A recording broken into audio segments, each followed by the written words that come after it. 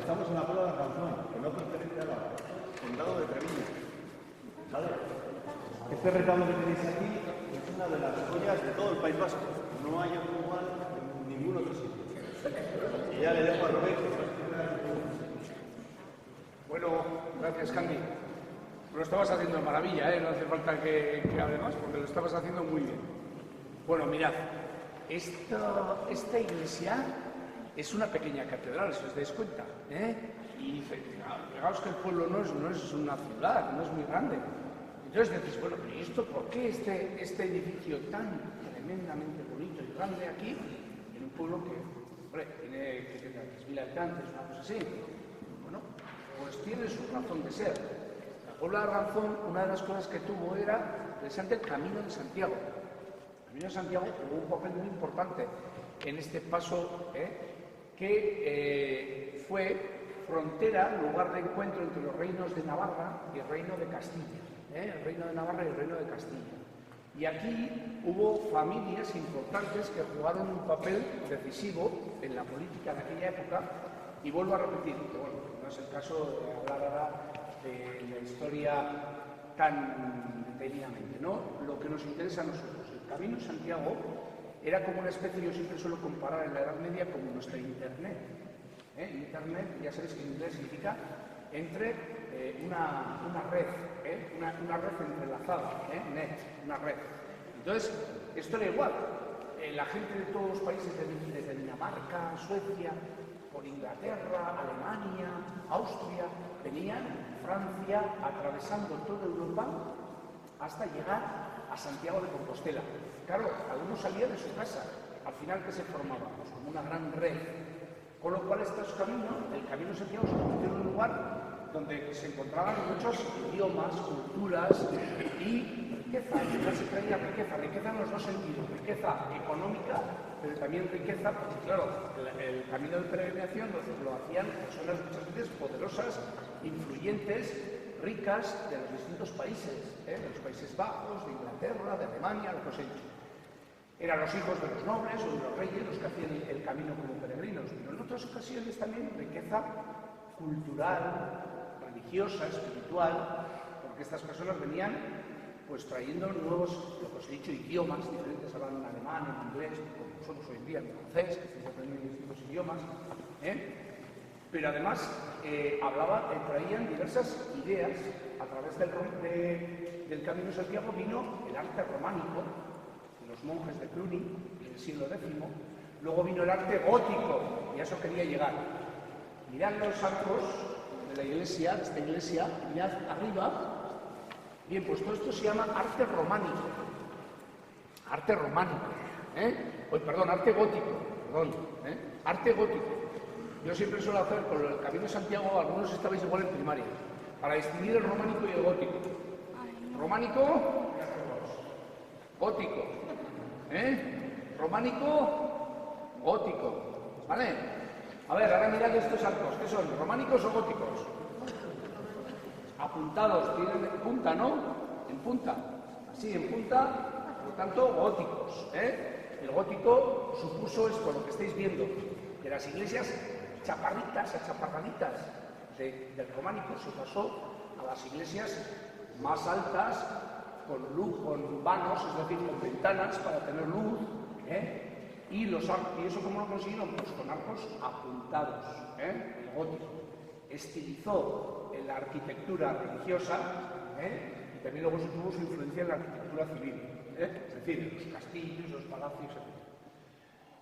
Y seguimos con el Camino de Santiago y siguen cambiando los gustos y todo, y luego llega, después del gótico vino el Renacimiento. El gótico se puso muy complejo, el gótico de la época de Isabel la Católica, el gótico isabelino, que el ejemplo más bonito de los más bonitos es la Catedral de Burgos.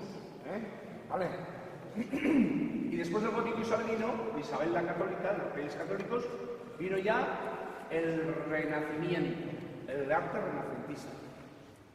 Y este retablo, que así es como se llama eso que tenemos delante, es renacentista. De la época del Renacimiento. Cuando seáis más mayores, estéis en bachillerato, nosotros solemos ir con vosotros a Italia.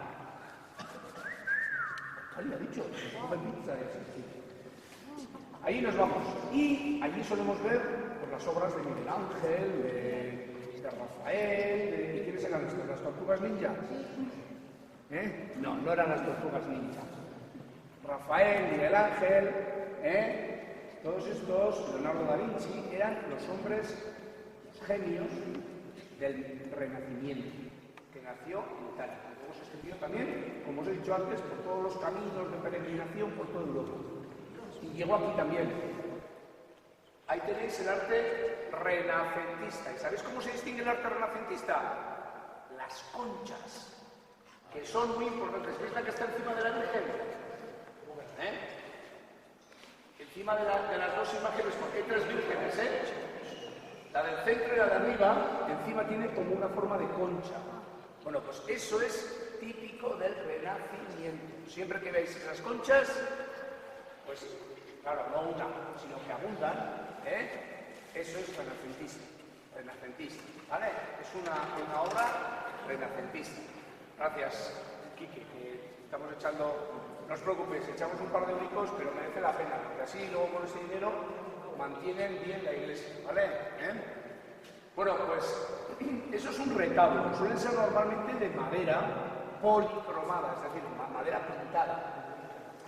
Y todo eso que veis ahí no es oro, de verdad, imaginaos que eso fuera oro, o sea, pero sí tiene algo de oro, se llama pan de oro. Pan de oro es una lámina muy finita, de oro, muy finita, con la que se recubre la madera, como si estuviera pintada. Imaginaos que cogéis vosotros el papel albado de casa y cogéis el bocata y envolvéis el bocata, ¿no? Lo apretáis. Pues eso es el pan de oro, a decir, la madera envuelta con una capa fina, muy fina de oro, ¿vale? Entonces, el oro tampoco es puro, es una lámina mezclada a veces oro con otros metales, ¿vale? Suele ser con plomo, plomo, ¿sabes? Bueno, entonces, por eso algunas quedan oscurecidas, los oros, ¿no? Bien, luego, en los retablos tenemos pisos, los horizontales, y calles verticales. Siempre se empieza desde la del centro, la calle central. Muy bien, gracias. Esta es la que veis el puntero láser. Esto sería la calle central. Esto sería la calle central. Mirad a la Mari que tiene el estapicho de fiestas ya. Ya tiene ya el pañuelico de las fiestas. Están a punto de... ¿No habéis hecho? Están a punto de empezar las fiestas ya. Siempre todos los años que venimos están las fiestas. Este año se han retrasado un poquito. Venía diciendo están a punto de celebrar las fiestas. Bueno, la calle central decíamos. Luego calles laterales, calle lateral y la última calle. Y antes de eso decíamos, hay los pisos. Primer piso, segundo piso, tercer piso, cuarto piso. Y lo de arriba se llama remate o se llama tímpano, depende, ¿vale? ¿Sí?